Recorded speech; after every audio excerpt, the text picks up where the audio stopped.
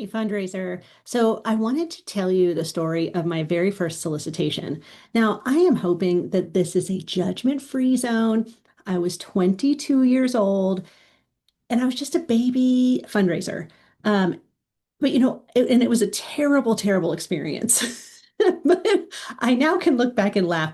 Although I wasn't laughing at the time. I got my first no on my first solicitation, which caused me to go on this days of like crying, like, what am I doing asking for gifts? I have no business in this business. Anyway, but I'm also grateful for it because at the end of the day, Sweet Carol caused me to go into this quest because I never, ever wanted to be in the situation that I was in ever again. Like, I wanted to be more graceful. I wanted to handle it. Anyway, here's the story. So, Carol Carol, great donor, consistent donor, was giving $25,000 every year where I worked. And I was going to ask her for her annual $25,000 commitment. And everybody's like, this is such a layup. Like, just go just knock this out, get this first ask under your belt. Cool.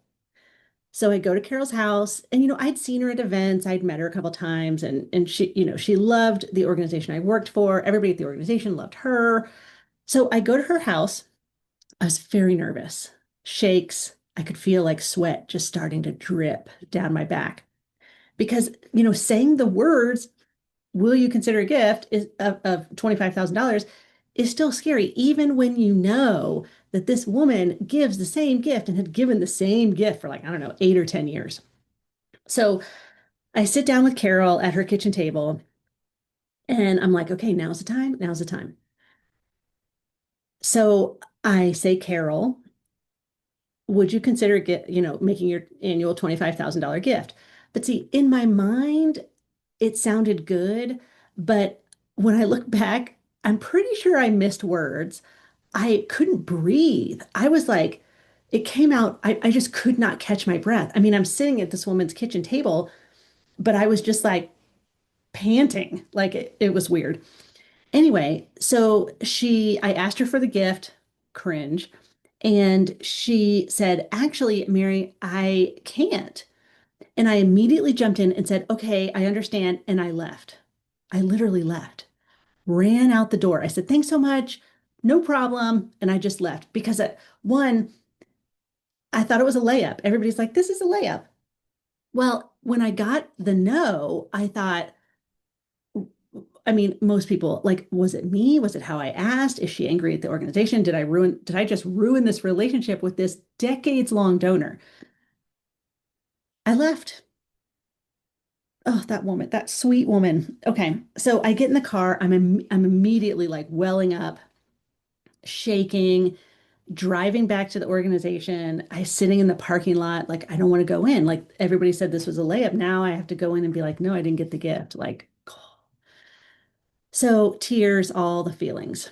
And so I sent her a note. I was going to call and thank her for the meeting, but I was so embarrassed that I ran away, that I sent her a handwritten note and said, "Hey, thanks for the meeting."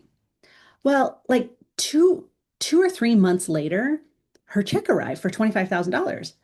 And so I called her up and I said, "Carol, I am so excited that you made this gift. I was under the impression that you weren't going to do that this year." And she goes, "Oh, Mary," she said, "well, you ran out so fast that I didn't get a chance to tell you that I had just put a bunch of money in this investment and things were going to be tied up for like, 3 to 6 months. Well, that investment paid off and I've already got my money back and now I can make the gift." So she was very sweet and very lovely. And of course, I'm thinking, why didn't I just let her talk? I mean, a couple months had gone by and I was still like, what am I doing? What is happening right now? Like, I'm in the wrong job, like all the things. So if I would have just sat and let her speak, she would have said to me, like, I can't do it right now, but because I've got this investment thing happening, but I can do it in a couple months. Not my best day. I mean, it was a good day when the gift came in. And even on the phone, I apologized to her for running away. And she said, it was very sweet. She said, no, I can only imagine how hard it is to ask someone for a gift. And I just came clean. I said, Carol, you were my first solicitation. You were my first person to ask for a major gift. And, I after that meeting, I've been having, doing some significant soul searching. Anyway, she came to the organization like 2 weeks later for an event, and she walked straight up to me, huge hug, and was like, "You are in the right job. That was just a weird thing, and you were nervous, you ran away. It's okay." Like she was so lovely. She didn't have to be that lovely. I was not graceful in that situation. But Carol, I'm grateful for the situation. No, I can say this 25 years later because it really did demonstrate to me that every little thing matters. How you show up, how you ask for the gift, how you let the person respond. What do you do when someone's teetering and how do you turn a yes or I'm sorry, a no into a maybe and a maybe into a yes? Like all of these things. I mean, I literally spent like the next, I don't know, 5 years honing and honing and honing because I didn't want to sit at someone's kitchen table and have that feeling ever again. So that is my story of Carol. Um, Fundraiser, I hope that you have more guts than I had back in the day, and that my tools help you never have to go through a situation like that. So feel free to post below. I'd love to hear your thoughts. I mean, I know this is a safe, brave space. And, fundraisers, we need to talk about failures because that's when we learn. I mean, somebody super famous and smart said, it's really not a failure if you learn something. Oh, I learned something from Carol that day.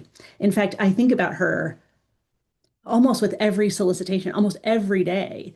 I think about that experience. So, comment below, tell me your experience. Tell me what you think about the Carol story, even though it turned out to be really good. In the moment, it was just, I was a hot mess. Let's just call a spade a spade. Okay, fundraiser, I hope that you find some courage in this story and that you go out and ask for gifts with grace.